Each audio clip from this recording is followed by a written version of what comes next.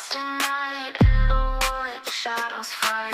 Arms take gold, can't take flight. Power's gone, nothing's right. Cauldron cold, no more fire. Potions fail, dreams expire. Spirits whisper, call me liar. In the dark, lost desire. Purchase cry, echo loud. Through the fog, through the shroud. Mystic force, once so proud, now just whispers in the crowd.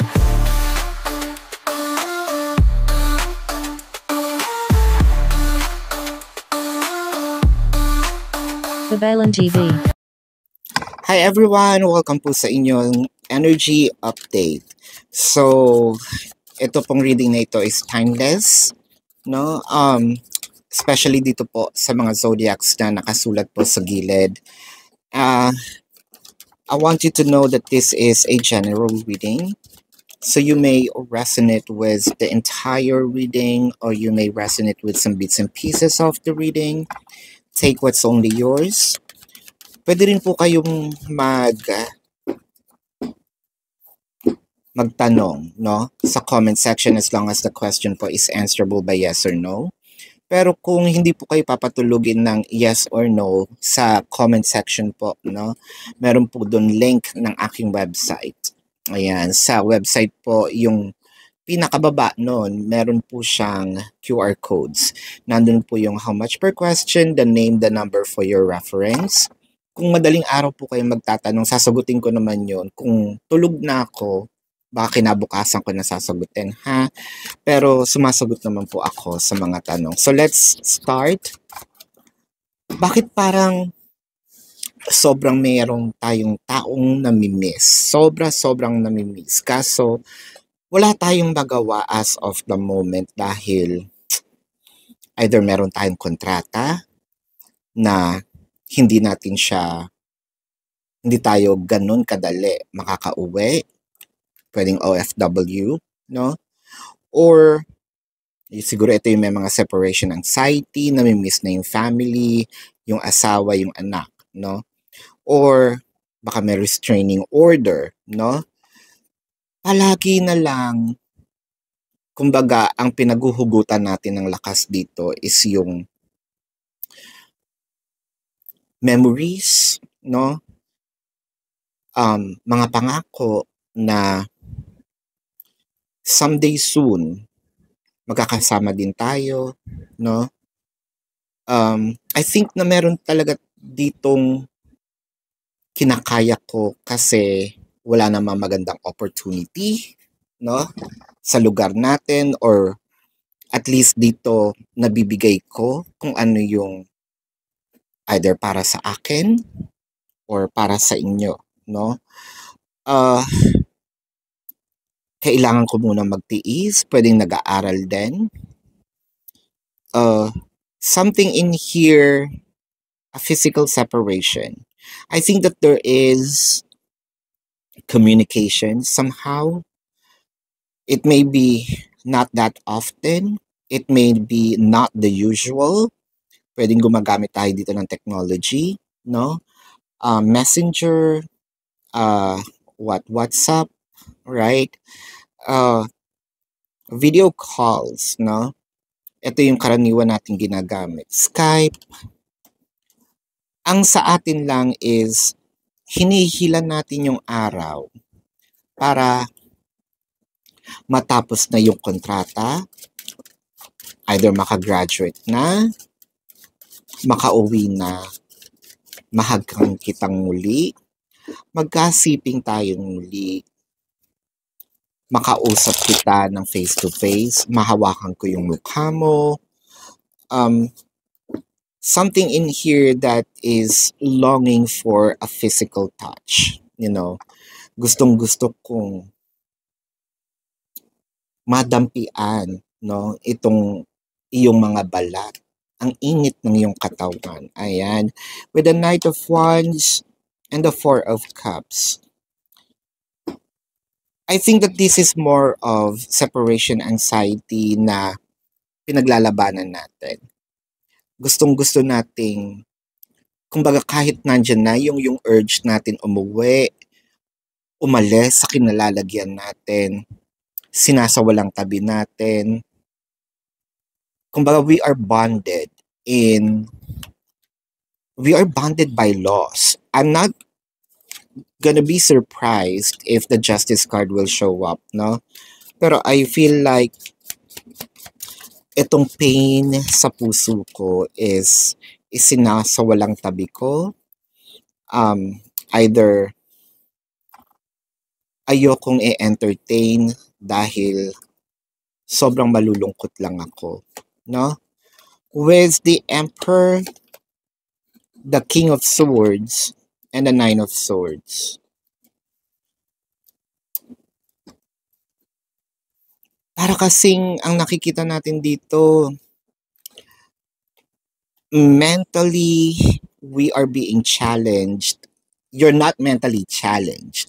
You are being challenged by your situation because of probably your emotion and your thought are aligned.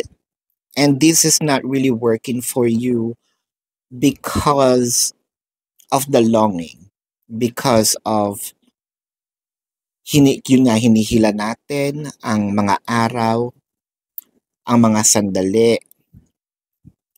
We're so excited to see them with the Emperor, pero kailangan gawin kasi, no, with the King of Swords, para kasing ang kalaban din natin dito yung sarili natin.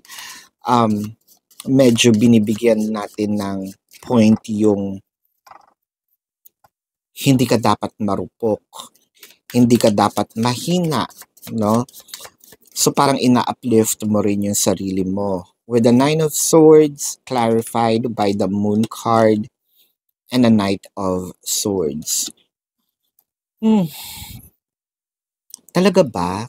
Kasi nakikita ko dito parang gusto mo nang mag-breach of contract, wag nang tapusin.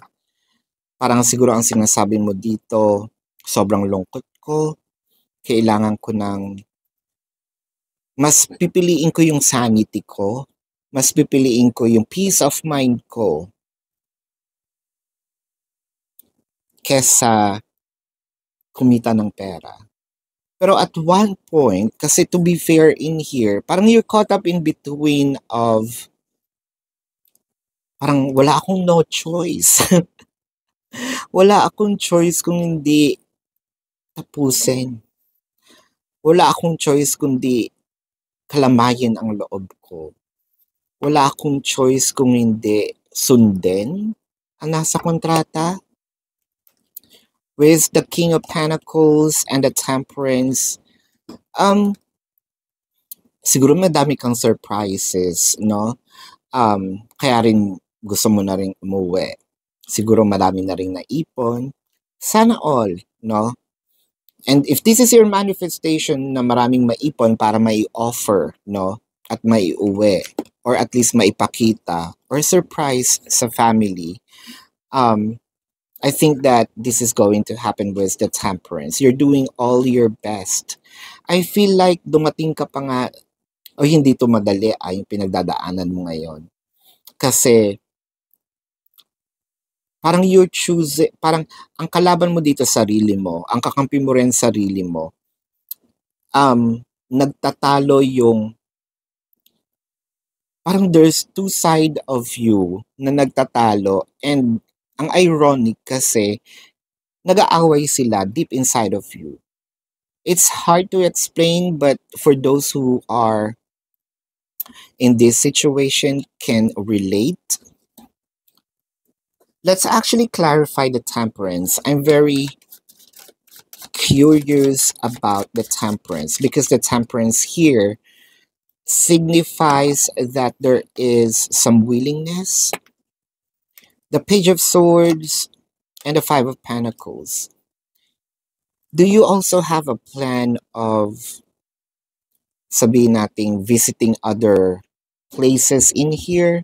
Probably for vacation, umuwi sa lugar ni person. It felt like you're not going to stay in just one place when you comes back. With the Two of Cups and the Ten of Swords. Para buuin muli So it felt like this is a story of nasirang pamilya or nasirang relationship, and it felt like kailangan yung buuin uli. So that's the reason pupuntahan mo para magkaayos kayo uli. Kasi it felt like, so that's the reason why there is a sense of urgency. Like, nagkaroon kayo ng separation while you are away from the person. Okay, now I get it. The Wheel of Fortune and the Empress. It also feels like feeling mo na inagaw sa'yo yung person mo. And you feel like kailangan kong ipaglaban. Di hamak mas mayaman or mas may pera ako. Di hamak mas mayroon akong narating. Di hamak mas maganda ako. This is not ego. In the first place, sayo naman yung person. No? It felt like your person here went under a spell. No? Hindi mo mawari kung ano ba yung naging rason. Bakit bigla-bigla na lang nagbago. You want to get the bottom of this. And if there is a chance for you to win back your person, I believe na gagawin mo ito. Yeah, it feels like ipaglalaban mo kung ano yun sa'yo. Especially, either willing ka na magkaanak or may anak kayo. No? So this is a relationship na nag-break dahil or while you are away, while you are either working or studying or what have you, no? Parang hindi ka binigyan ng fair chance para lumaban. And it felt like pabawiin ko kung ano yung akin. Right? So, again, this is a timeless reading para dito po sa mga zodiac signs na nakalista. For those of you who's new to the channel, don't forget to click the subscribe button, smash the like button, comment below if you resonate, and hit the notification bell. If you have questions po, pwede naman kayo magtanong sa comment section as long as the question po is answerable by yes or no. Kung hindi po kayo papatulugin ng yes or no na sagot, might as well dumiretso na kayo dun sa ating description box. There is a link. Click the link, you're gonna be routed to my website. Nandun po yung name, number, and QR code for your reference. Ayan.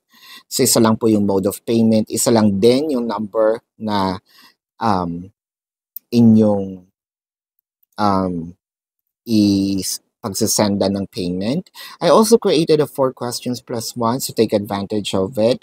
If you want to book a private reading, nandun din po siya sa description box, no? And this is your reading. Love and light to you. Namaste. See you po sa susunod na reading. Goodbye.